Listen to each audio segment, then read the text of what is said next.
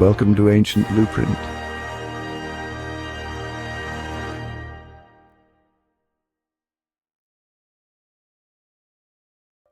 The year is 476 AD. Odoacer, a Germanic chieftain, forces the last Western Roman emperor, Romulus Augustulus, to abdicate. This is often seen as the end of the Roman Empire, but the collapse was a slow decay, not a sudden disaster. Rome's legions had dwindled, its economy was shattered, and its territories were overrun by migrating tribes. The city of Rome, once the empire's heart, was left exposed and weakened. The old systems of law, administration, and public works crumbled. In this vacuum, a new power emerged, the Bishop of Rome. With secular authorities gone, the people turned to the church for leadership and stability. The Bishop of Rome, soon to be known as the Pope, began organizing food, negotiating with barbarian kings, and defending the city. Pope Leo III famously met Attila the Hun and persuaded him to spare Rome, cementing the Pope's role as protector. The Pope was no longer just a spiritual guide, he became a political leader out of necessity. The Church, with its own hierarchy and resources, survived where other institutions failed. As the old world disintegrated, the Church provided continuity and order. The Pope, head of this resilient organization, inherited the mantle of leadership in Rome.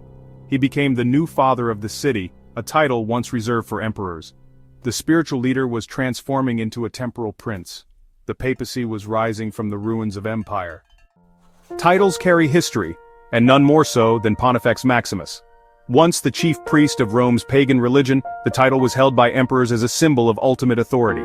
When Christianity took over, the title was abandoned by emperors, but not forgotten. As the Pope's influence grew, he adopted Pontifex Maximus, transforming it into a Christian symbol. By claiming this title, the Pope positioned himself as the new High Priest of Rome, the bridge between humanity and God. This was a bold move, linking the papacy directly to the grandeur of ancient Rome. The Pope was now both the spiritual and symbolic successor to the emperors. The people of Rome, used to looking to a Pontifex Maximus for divine favor, now looked to the Pope. The adoption of this title was a masterstroke, wrapping papal authority in the familiar cloak of Roman tradition. It made the Pope's growing power feel like a natural continuation of Rome's legacy. The transformation was more than symbolic, it marked a real shift in power. The Pope became the new guarantor of Rome's spiritual and civic order. The papacy was now inseparable from the city's ancient identity. The Bishop of Rome had become the Pontifex Maximus of a new era. Titles alone weren't enough. Real power meant land. In the 8th century, the Pope faced threats from the Lombards, while the distant Byzantine emperor offered little help. Pope Stephen II turned to the Franks for protection, forging a crucial alliance. In 754, King Pepin the Short crossed the Alps, defeated the Lombards, and instead of keeping the land, gave it to the Pope. This donation of Pepin created the Papal States, making the Pope a territorial ruler.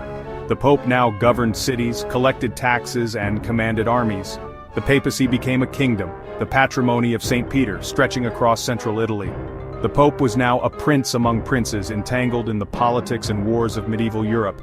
The Papal States gave the Pope independence from kings and emperors, and resources to strengthen the Church. But this new role brought complications, drawing the papacy into endless political struggles. Popes led armies and made alliances, behaving like any other Italian ruler. This fusion of spiritual and secular power defined the papacy for centuries. The Pope was now a king with the keys to heaven. The Church's authority was backed by real-world might. The papacy had become a force to be reckoned with. Christmas Day, 800 AD. In St. Peter's Basilica, Charlemagne kneels in prayer. Pope Leo III crowns him Emperor of the Romans, reviving the Western Empire after centuries. This act was a political masterstroke. Leo needed protection, and Charlemagne gained ultimate legitimacy.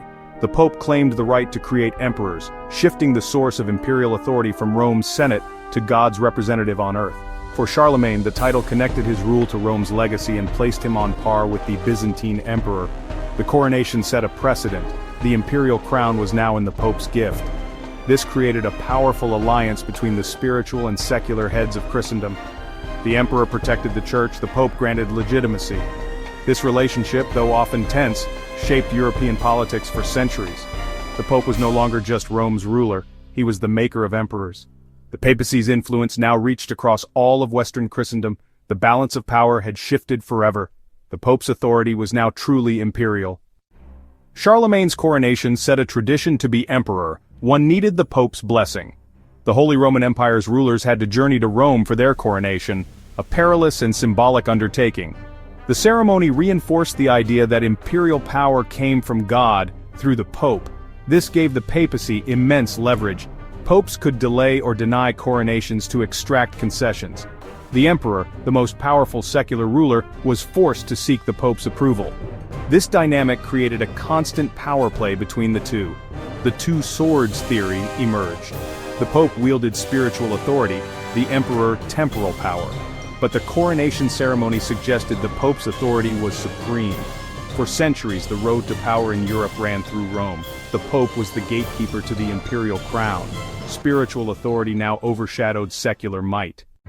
As papal and imperial power grew, conflict was inevitable. The investiture controversy erupted in the 11th century. Who could appoint bishops, the Pope, or the emperor? Popes like Gregory VII insisted on church independence.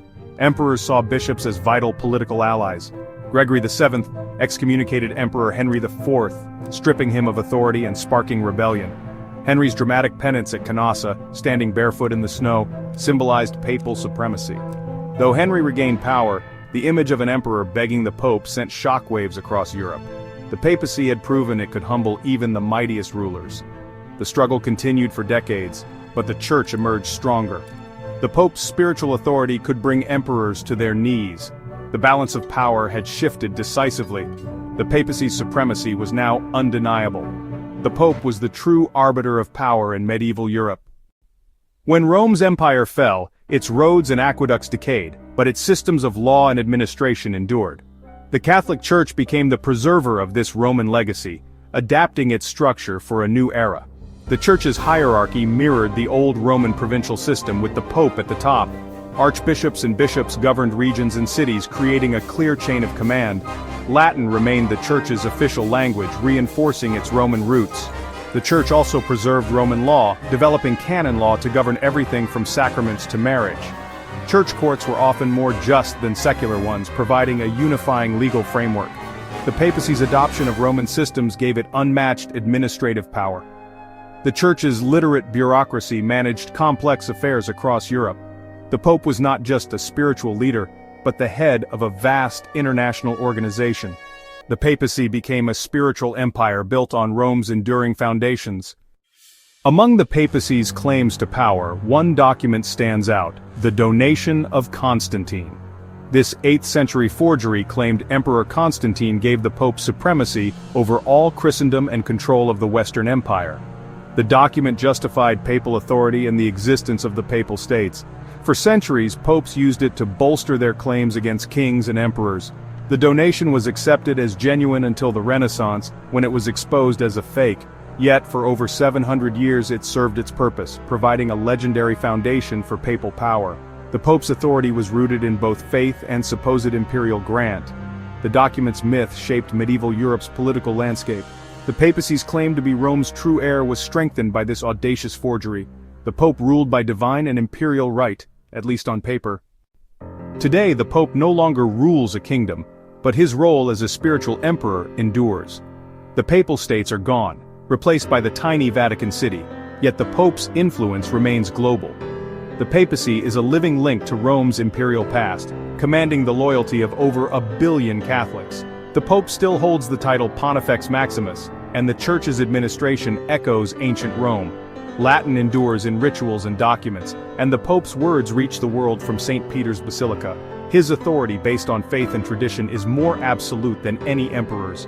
The Pope is a sovereign who meets world leaders and addresses nations. His power is rooted in belief, not armies. The story of the papacy is one of resilience and transformation. Rome's legacy reborn as a spiritual empire.